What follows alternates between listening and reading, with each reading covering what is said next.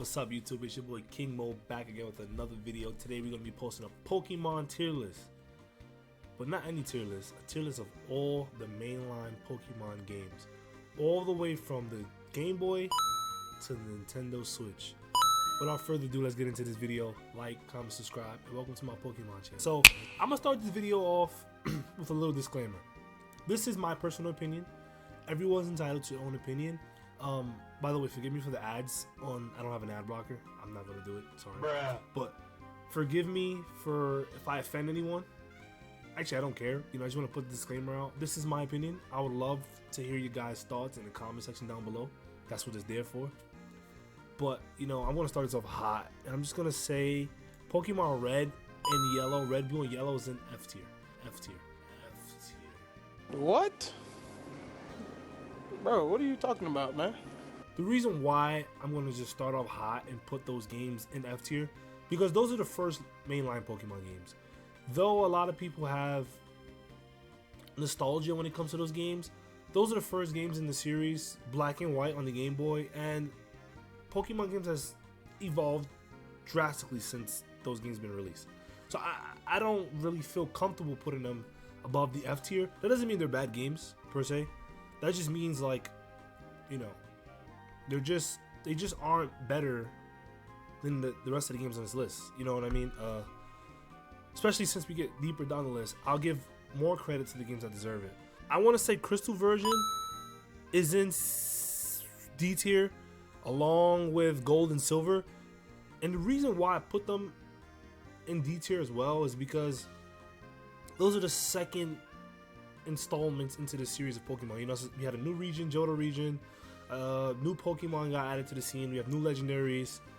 We got Ho-Oh, Lugia, Raikou, Suicune, Entei, new starters. It's just a breath of fresh air into the Pokemon series, and I just feel like it was a good game. You know, it wasn't the best. I wouldn't sit here and try to make it seem like it was so much better than Red and Blue or Yellow. But, you know, Crystal, Gold, and Silver, they were pretty good games. And, you know, I feel comfortable putting them in D tier. But the next installment into this tier list, I have to say, I absolutely hated Ruby and Sapphire. I feel like the region had too much water. The story was bland. It was a third region. You know, we were thinking we were going to get way more cooler Pokemon designs. Although they juiced up with the starters. You know, the starter Pokemon to that region were amazing. You know, with Trico, Mudkip, and Torchic, they were, you know, till this day they're still very iconic. But I just feel like Ruby and Sapphire, the Hoenn region in general was just a little bit underwhelming, and I just personally feel like they could have done better. You know, like it's not much better than Johto nor Kanto, and that's just my personal opinion. And for that, I'm going to put Emerald in D tier because the introduction of Rayquaza into the mainline series, the Weather Trio, how they improved on the game, not having every Pokemon accessible during this region as well. If you guys remember, you couldn't really complete the entire Pokedex unless you had the GameCube version. Whatever game was out on the GameCube at the time, I don't remember. You guys can let me know in the comment section down below. It might have been Gale of Darkness or something, but you needed to trade the Pokemon. It was just like it was a show. You know, it was a hassle. The game Pokemon Emerald though was a good game. You know, I enjoyed playing it more than Ruby and Sapphire. I enjoyed the new sprite for the main character. I just enjoyed the game more, and I just feel like D tier is reasonable, giving Omega Ruby and Alpha Sapphire being on this list. Now, here's where things change. This can even go in A tier. I might even put Pokemon Fire and Leaf Green in A tier, right? Pokemon Fire Red and Leaf Green did what Pokemon Emerald, Ruby, and Sapphire couldn't. I'm sorry. Pokemon Fire Red and Leaf Green did what Pokemon Ruby and Sapphire didn't. You know, it was the Game Boy Advance game. It was a Game Boy Advance game. The game with Fire Red was just everything that Red and Blue wasn't. Fire Red and Leaf Green was. It was an amazing game. The pacing was good. The music was amazing. The animations were beautiful. Finally playing Red and Blue you know, with good sprites and with color animation. And it was just, for all the Gen 1ers out there, I can stand behind you when it comes to Fire and Leaf Green. And that's honestly the first Pokemon game that I ever beat outside of you know, Heart Gold and Soul Silver. But you know, Fire and Leaf Green is a pretty good game. I'm not gonna lie. I'm not gonna sit here and try to act like, you know, it was a good game. So we're gonna put that in A tier. Let's not get too much into that. Okay, Diamond and Pearl. I'm putting Diamond and Pearl in C tier because Pokemon Platinum exists. Right? Sinnoh region introduced a lot of unique Pokemon. It improved on the Hoenn region drastically. It was a great game, but it was still a little bit underwhelming compared to Pokemon Platinum. Whenever they make a mainline story game and then they release another game 2 years later or a year later and then they improve, it just makes the original copies like, why didn't you give us this in the first place? You know what I mean? And that's where I'm going to put Pokemon Platinum into A tier. The reason why I put Pokemon Platinum into A tier, because this was the first Pokemon game, third version per se, in a series that like took the entire world by storm. I remember playing Pokemon Heart Gold and Soul Silver for the first time, that being my first Pokemon game. And I remember thinking to myself and having conversations with people, everyone was still playing Pokemon Platinum. And I remember saying to myself, why is everybody still playing Pokemon Platinum when Heart Gold and Soul Silver is out? It didn't make any sense. I couldn't understand it, if I'm being completely honest. But Pokemon Platinum is one of those perfect. It can even go in S tier. It can genuinely even go in S tier. But for now, I'm gonna put it in A tier, and I'm just gonna leave it at that. And I think I made a mistake. I put Brilliant Diamond there, and I was supposed to put Diamond and Pearl. But you know what? Next game in the series, Heart Gold and Soul Silver. The reason why Heart Gold and Soul Silver is in the S tier, because out of Pokemon remakes, Pokemon Heart Gold and Soul Silver was literally the best installment in the Pokemon series. It was the best upgrade. It was the best mechanics. We even got the little outside mechanics with the Pokewalker. The marketing was fantastic. The installment of 2 Pokemon regions was huge, with you being able to do 8 gym badges, Elite 4. Oh wait, you want to keep playing? Go to Kanto. Get the 8 badges in Kanto. And then you did them from like a level appropriate order too, which was like amazing. And then after that, they literally say, you want all the legendaries? Here, take all the legendaries. You know, it was just one of those games where it was like, I must have spent 100 hours and I didn't beat the game. You know, I still have like bad memories from that Miltank and the gym leader, but that's besides the point. But it's just a great game, and I feel like it deserves S tier. Pokemon Black and White. I'm gonna leave Pokemon Black and White in A tier for the simple fact I'm a native New Yorker, and Pokemon Black and White, for it being modeled after New York City, was like one of the most exciting things, seeing the bridges and seeing the ports and the forests, and you know, trying to get that futuristic, not too crazy, but modernized Pokemon games compared to the little towns we got from the previous games. The introduction of the Pokemon that came in the Unova region, they weren't the best in terms of design, but you know, it was a breath of fresh air. The only thing that holds this game back from being S tier is that Pokemon Black and White 2 exists. And with the game only being Unova Pokemon, was kind of underwhelming too as well. But it's my favorite Pokemon region, Unova. Pokemon Black and White 2 at one point in time was my favorite Pokemon game. But, you know, the music, the scenery, the story, the team, and Zekrom, Reshiram, it was like, it was nonstop. It was nonstop. But without further ado, let's get into this next pick that's going to go S tier, and that's Pokemon Black and White 2. The reason why I put Pokemon Black and White 2 there in S tier, I don't think I need to explain this. We got a Pokemon that was able to fuse with another Pokemon. We had 2 legendaries we can fuse them with.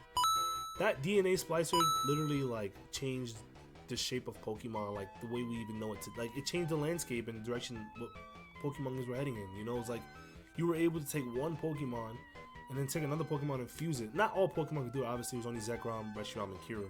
But the fact that you just had that option was like for me personally, that's what made the game amazing. Let's not even get into the fact that they added all the other Pokemon from the previous game into the Unova region. So they improved on the problems. That's the thing I hate about these these remakes or these upgraded versions of the mainline Pokemon games. They always seem to make the game better, and it just feels like, why didn't you just give us this in the first place? Obviously the story made sense for us, you know, new protagonists, new story, new gym leaders, like, you know, so it's obviously a new game. I like to consider it a new game, but I just feel like if they would have just gave us this in the first place, we would have been fine. But I don't need to explain Black and White 2. That's an S tier, and Unova region is the best Pokemon region. This is peak Pokemon. There's no debating that. That's a fact. Pokemon X and Y is, I'm gonna make it A tier. The introduction of Mega Evolutions into the Pokemon series was necessary. It was needed. It was the best thing that happened to Pokemon. I can't lie. It was the game that I first got that I beat in like 3 to 4 hours. Like, obviously I'm exaggerating, but like in terms of playability, like I got so far in the game so early. The Mega Evolutions was so amazing that like I played the game literally like 4 times after I beat it. Like I beat it once, restart, played it again. Beat it twice, restart, played it again. Like I beat the game like 4 times in a span of like a week and a half, 2 weeks. And it was just the Pokemon I got introduced into this region, the Kalos region, the map, the first Pokemon game being on the 3DS, actually having 3D sprites. That's also another reason why the game was amazing. The 3D sprites were highly necessary and completely like game changing. So I'm gonna put X and Y A tier. The next game on this list, Omega Ruby and Alpha Sapphire. Alpha Sapphire and Omega Ruby, I enjoyed the game. Having Mega Evolutions into already watered down region like Hoenn, like it was very lackluster, the Hoenn region, in my personal opinion. I don't hate Hoenn, I do, but I don't. But having Mega Blaziken, Mega Sceptile, and Mega Swampert was like, that's one of the best things the Pokemon companies did. Was I'm happy that they picked the Hoenn region to remake in the 3D era of Pokemon games, because like I said before, the Hoenn region was very like dry. It was bland. It wasn't like, it was good to pass time, but as soon as the Sinnoh region dropped with Diamond and Pearl, everyone forgot about Gen 3, you know? And I just feel like the primal version of Kyogre and Groudon, it was a good game. It's B tier, without a doubt. I won't debate with anybody on this. You guys can hate me in the comments, or if you guys even see this video. But I just think B tier is appropriate. The next game in this list is Pokemon Sun and Moon. Pokemon Sun and Moon is going to go in C tier. And the reason is because the Z moves, it wasn't a good game. Honestly, like they removed gym leaders. They gave us a game that wasn't our traditional Pokemon game in the sense of the gym leaders. And though the island captains and the trials, they were new and they were interesting, I just think Ultra Moon and Ultra Sun did it better. So I'm gonna put Pokemon Ultra Moon, Ultra Sun in B tier. I'm not gonna put it with X and Y or Black and White, but I'm gonna put it in B tier because just like Omega Ruby and Diamond, or just like Omega Ruby, it improved on what the game didn't have. And I honestly have that pet peeve with the Pokemon company, because it just shows that they're just trying to make money from us. They make a game that's okay, and then 2 years later, when they want to pass by the time or delay another region, or do a new region every 3 years, they just give us another game that's like the same game but better. So it's like, why didn't you just give us the better game in the first place? You know, it's one of those things. Next on this list is Pokemon Let's Go Eevee. This game was absolute trash. We didn't need it. I don't understand why they decided to give us another Gen 1 remake. I would have preferred you know, any other game. I'd have preferred to have no Pokemon game for the Switch. It was a good game with great mechanics. You know, brought the multiplayer feature there, and the new catching mechanic, but it just wasn't a game that I just didn't enjoy at all. I didn't enjoy it. I don't want to get too much into it, but it just wasn't a game that I liked. Pokemon Legends Arceus is S tier.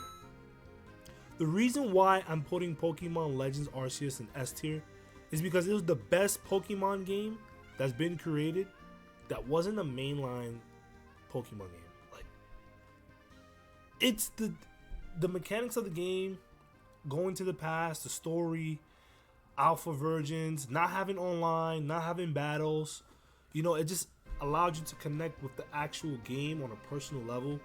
The story was, it was a little slow to fast, a slow pace, but it was a decent story. They introduced like bosses into the game, like on a Souls-like thing, you know, with the bosses, with all the alpha Pokemon rampaging and stuff with the new evolutions to the Hisui region.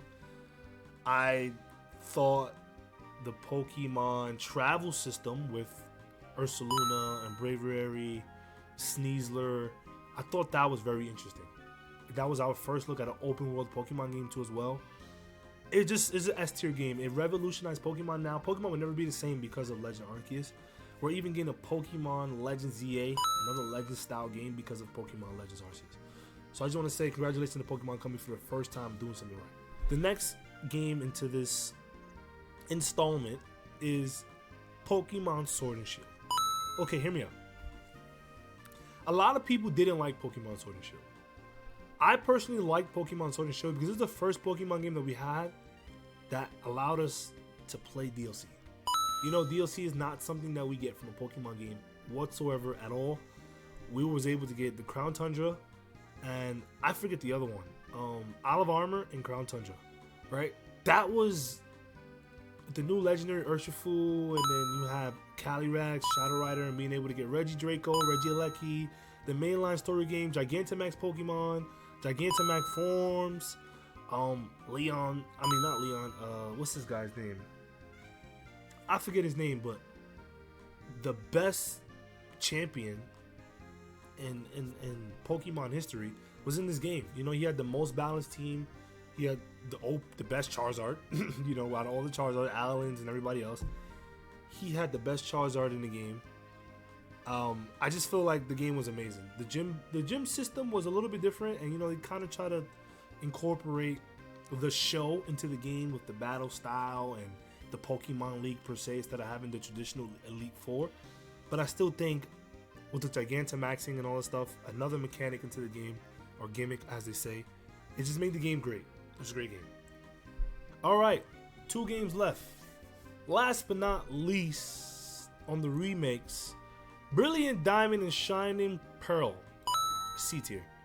If I'm going to give Pokemon Sun and Moon C tier, I'm going to give Brilliant Diamond and Shining Pearl C tier. And the reason why I had Brilliant Diamond and Shining Pearl there was because we didn't need it. The chibi version of Pokemon and all the little quality of life and things that we got for the game, it just wasn't hitting for nothing. We kind of was expecting Scarlet and Violet to come, but instead we got the Pokemon Company again taking our money. Also, the Pokemon, the company that made this game wasn't Game Freak. I forgot their name. I don't want to say it wasn't Niantic, but they kind of like copy and paste the base game. They should have just gave us a Pokemon Platinum version, but they literally didn't improve or add anything to the game. They copied and pasted Diamond and Pearl, and they just made them chibis. And all right. Last but not least, let's get a drum roll. Okay, this is the most controversial slot pick, whatever you gotta say, and the last pick in the 2024 Pokemon Draft. Anyways, Pokemon Scarlet and Violet for me personally goes into S tier. All right, I feel the heat coming already. I feel the hate. The reason why I say Pokemon Scarlet and Violet goes into the S tier is simply because all Pokemon in the Pokemon game accessible in one game. The map, it being open world, having 18 gym badges, damn near, 2 DLCs, the content and the playability of the game, it was immense. With the sandwiches again for shiny hunting, and the game was just great. The only problem with this game that holds it back is the graphics. To be fair, I was one of those people who were upset about the graphics in the Pokemon game, but then I quickly remind myself I never once in my life played Pokemon games for graphics. Honestly, we didn't have to leave the 2D era, but we did. And unfortunately, the Pokemon company, Game Freak, didn't give us a game good enough to perform on the Switch. Whether that's the hardware or not, I don't know. But let's not let that take away from the overall enjoyment, playability, and just the amazingness of the game. You know, even in VGC now, I think this is the most fun I've seen VGC be in such a long time. I haven't seen VGC this entertaining since Pokemon X and Y, since the Mega Evolution was introduced. All the tournaments, all the worlds, all the mechanics, terrestrializations, that changes the whole landscape of how you play Pokemon. Imagine having a fire type Venusaur. Like, well, what are you gonna do to it, you know? But Fluttermane, Iron Thorns, Roaring Moon, like Walking Wake, Gouging Fire, Raging Bolt. Ah, man. Koraidon, having all the past legendaries in the game. It's just a great game. I'm not going to sit here and ramble on. This is the end of the tier list. Obviously, I don't want to make such a long video. Let me know in the comment section down below, what do you guys think about this tier list? I know this is going to rattle a lot of people. I'm prepared, honestly. But without further ado, welcome to my channel, King Mo Extra, where we're going to be playing Pokemon Nuzlocke, VGCs, then we battles, randomize, Nuzlocke. We're going to try to do all Pokemon content here. Pokemon's something that I've loved my entire life, so I'm going to try to pump out that content on this channel. Without further ado, if you guys want to check out my other content, like I play games like Dead by Daylight and other horror games, I'm going to drop the link to my other channels in the description down below. I am live on Twitch almost daily at KingMo_16. I'll drop it in the description down below. Come check me out. I'll drop the Discord too. I'd love to hear you guys' thoughts. Without further ado, it's your boy King Mo Extra, and I'm going to see y'all later. Peace!